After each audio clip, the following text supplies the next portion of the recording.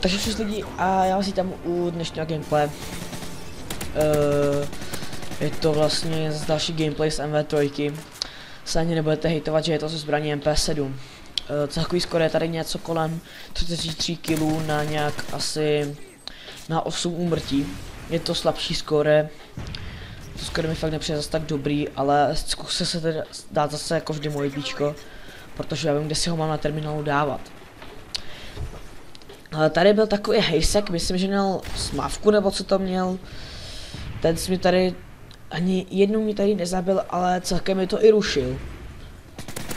A fakt jakože snažil jsem se ho tady dát. No vidíte, třeba tady vyletěl ten hejsek. Měl jsem k tomu FMG 9, takže jako...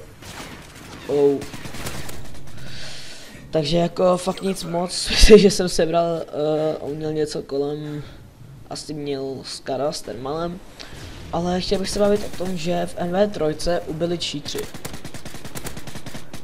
Nevím, jak je to možný, ale tady mě kámoš říkal, že prý MP9 nekop, FMG 9 nekope. Právě taková, že to kope neuvěřitelně a takže tady to vidíš vlastně, že Dexy a že jsem mu nezabil. Myslím, že se tady sebral Skara s Thermalem. Takže byli v ní cheatři, protože se všichni přesunuli, čekají na nějaký hackerský stránce, až se prostě budou cheaty na Black Ops 2. Což ale oni tam teďkom přesunuli vlastně, že všechen ten jejich vlastně, že rozmach na Black Ops 2, takže žádný cheatři tam nejsou teďkon. A myslím si, že ani nebudou, protože tam přesunuli ochranu ze všech kodek. Konkrétně hlavně z té MV3. A tady vidíte krásný double kill.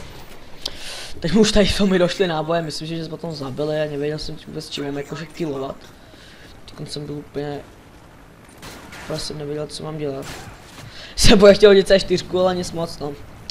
Ubyli z ní cheatři, fakt, protože teď sedí všichni hejtci u té stránky a čekají, než se tam na ní dá stáhnout VHčko a další takové věci, že jo.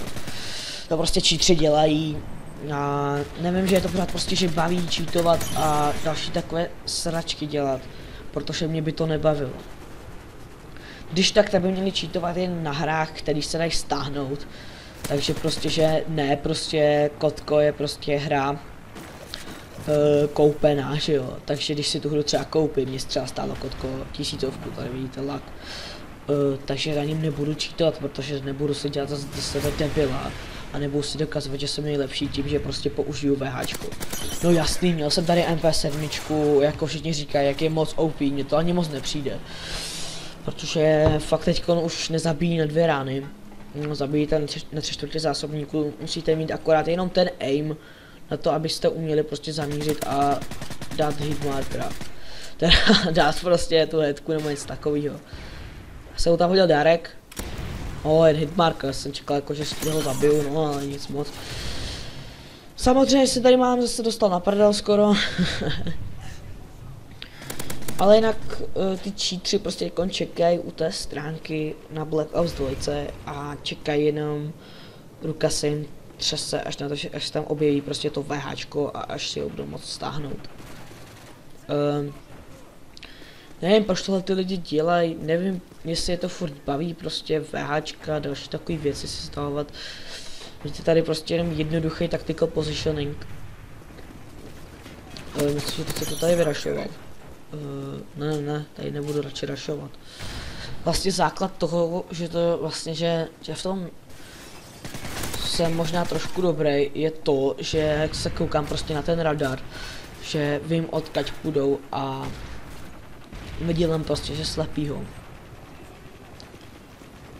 Tady jsem si myslel jako, že mám bez Scavengera, no ale neměl.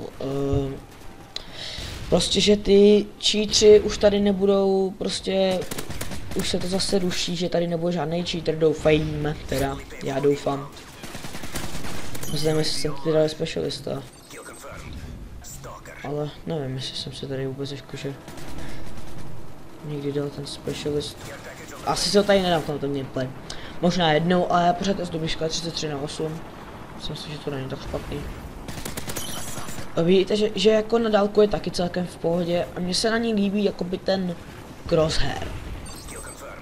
Tak proto mi to s ním možná jde. A abych si s tou zbraní dal moji bičku, jak se mi ta zbraň musí za prvý líbit a za druhý s ním musím trošku umět, no. Knife krásnej. Jako on si tam na mě dropshotoval, že ano, prostě čekal jak je Fred, když se na mě dá dropshot, no a já jsem si prostě jenom jsem mu dal takový knife. No. Takže už tady u toho téma vlastně, že odskakuju. Je tady hodně cheaterů, dokonce jsem volal s kámošem a ten mi říkal, že prostě hrál MV2 a byl tam cheater, co tam hackl MP7, jo. Což je úplně neuvěřitelný, protože myslím, že prostě, že ta zbraň si tam nejde hacknout. Ale myslím, že dneska nevíte, protože dneska ty cheateři mají fakt jakože široký rozmach, takže tady fakt kdyby mě zabil, tak bych asi rage quitnul. Prostě, že u těch cheaterů přestáváte vědět, čeho vlastně jsou schopný. Protože dá se říct, že ty už jsou od té doby, co vlastně vyšla MV2, co oni začali všichni cheatovat, že už jsou fakt schopní všeho. Prostě a ne, možná asi jediného možná mě to jediného naštve to možná víc lidí, ale tady jsem už měl specialist, no. Vždycky, když si dám specialist, tak už prostě si nedovolím umřít, ale tenkrát se mi to nepovedlo. Cheaterství začalo v COD 4, v MV2 už to začalo mít takový jakože větší rozmachy. A potom už to bylo teda něco. A vidíte krásný longshot. To víte no, Marksman perk, to je prostě takový váčko. Tak ten mě dostával prostě. Ten prostě lítal s tou jeho smavkou přes celou mapu a čekal jak stíná krásný multikill, no. Pak to bylo v MV2, už byly takové ty rozmachy a tady se to ty cheatři už ani nedovolí normálně krýt. Tady prostě jdou, střílí se jak prostě vysoký aim, prostě no zoomy přes celou mapu, neřeší to cheatři, tady jsem na něj střílel, nechápu, jako to nemohlo hitovat. Protože v MV3 teď bych fakt hodně ubylo, za to jsem rád, protože tahle hra mě to zbaví. Víc dokonce než Black Ops 2. Protože Black Ops 2 je taková zvláštní, mně přijde, že už to není ani kotko. A jsou na to, který znám IMK, God Mode, ano zase perk, děláš si srandu, to jsem mu tam jakože nezabil. Takovej lehký kill přes ten Marksman a já jsem tak slepej. Ježíši Kriste. Oh my god, já jsem tak slepej. Yeah. Oh my god. Že vlastně...